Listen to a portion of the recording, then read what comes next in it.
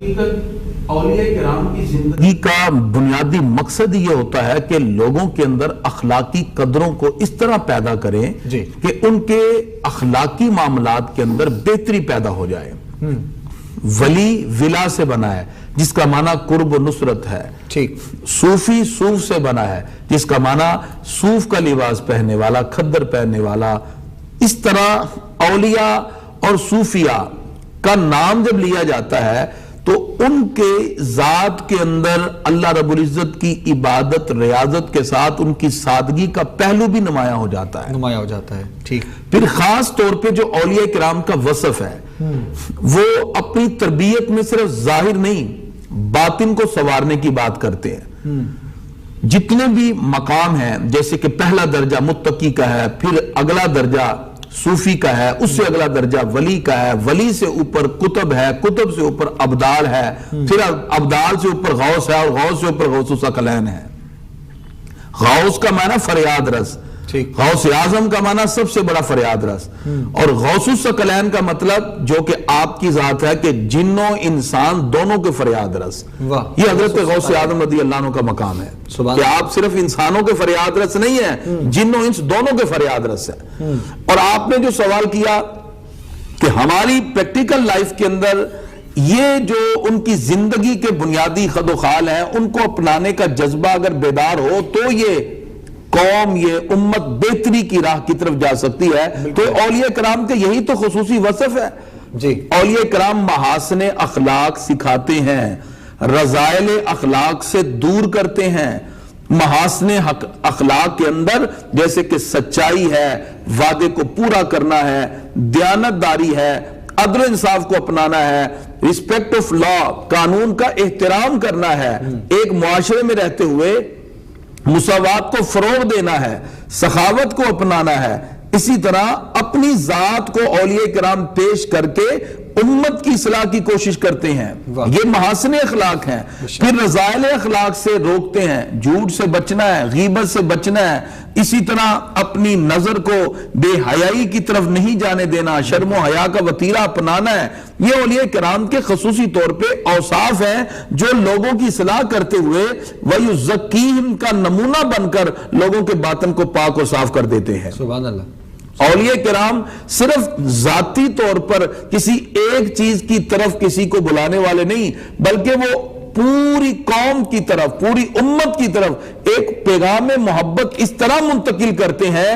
جتنے بھی مذاہب کے لوگ ہوں ان کا تعلق صرف مسلمانوں کے حلقہ سے نہیں ہوتا، غیر مسلم بھی ان کے دسترخوان پہ بیٹھے وہ اس طرح محبت کے ساتھ ان کے سامنے پیش آتے ہیں کہ وہ لوگ بھی اسلام کا یہ خوبصورت عمل دیکھ کر اسلام کی طرف مائل ہو جاتے ہیں. داخل ہو جائیں. سیدنا غوث اعظم رضی اللہ تعالیٰ عنہ کی جب محفل جمتی ہے، آپ نے ابتدائی زندگی میں گھر میں تربیت حاصل کی، پھر آپ تعلیم کے لیے چلے گئے، تقریباً 12 سال پڑھتے رہے.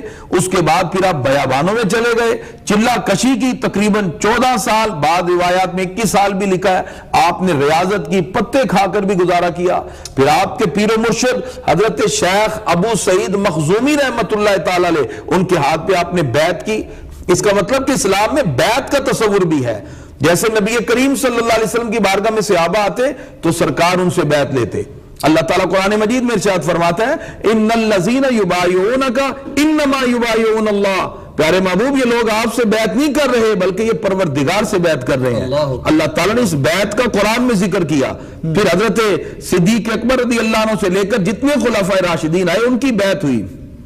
اس کے بعد یہ جو اولیاء کرام کی بیعت کا سلسلہ ہے یہ تقریباً 400 ہجری کے بعد شروع ہوا، جن میں یہ 4 سلاسل بنے.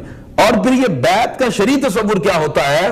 اولیاء کرام جب بھی کسی بندے کی اصلاح کرتے ہیں بیعت لیتے ہیں کہ جھوٹ نہیں بولیں گے، غیبت نہیں کریں گے، چوری نہیں کریں گے، شرم و حیا کو وتیرہ بنائیں گے. یہ بیعت در حقیقت اس بندے کو بھولے ہوئے سبق کو یاد کرانے کے لیے ہے تاکہ اس کو ریمائنڈ ہو جائے کہ میں مسلمان ہوں اور میں نے ان تمام چیزوں کی پاسداری کرنی ہے. بالکل اس طرح حضرت سیدنا غوث اعظم رضی اللہ تعالیٰ عنہ نے اپنے پیر و مرشد حضرت شیخ ابو سعید مخزومی رحمت اللہ علیہ سے بیعت کی.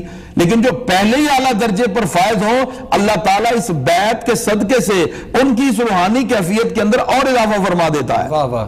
اور پھر آپ نے جب اصلاح کا سلسلہ شروع کیا، آقا علیہ الصلوۃ والسلام آئے اور آپ نے کہا عبد القادر آپ واز کیوں نہیں کرتے؟ عرض کیا جی میں عجمی ہوں، یہ عربی ہے۔ سرکار فرماتے ہیں اپنا منہ کھولیے، آقا علیہ الصلوۃ والسلام نے 7 مرتبہ لعاب دہن ڈالا۔ پھر مولا علی آئے اور پھر یہی سوال کیا عبد القادر تم واز نہیں کرتے؟ کہا جی میں عجمی، یہ عربی۔ آپ نے کہا منہ کھولیے اور 6 مرتبہ لعاب دہن ڈالا۔